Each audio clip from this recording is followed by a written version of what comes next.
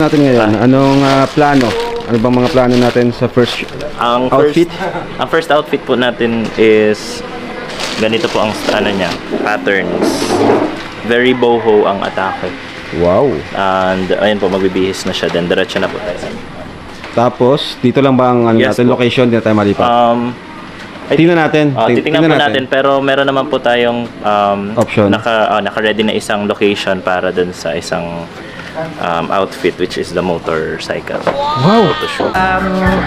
I'm so much excited. We're very much excited kasi Di ba, partner? we're looking forward. Hindi tayo mag-host. Hindi ba tayo mag-host? We're looking forward talaga nagpakita ng buo si Mayon. And pagdating namin kanina, na-amaze na kami kay Mayon. Yes. At habang nag-makeup si Viancy, nahiya din si Mayon. As you can see there, mamaya lalabas yan pag lumabas na si Totoong Yes. Mayon. Yun siya, yung magayon.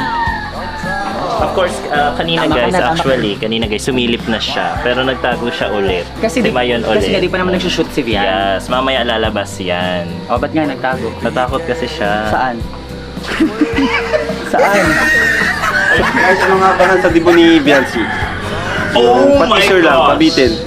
Okay, tama. Ano nga abangan daw sa debut ni Biancy? Ayan, abangan natin yung mga pasabog ng mga fandom. Of course, Yes. kanya-kanyang pasabog sila. Maraming mga surprises. Yung isa katatapos lang ni Viancing i-rehearse. Oh, that's the term, i-rehearse. Oh my God guys, abangan nyo si Biancy.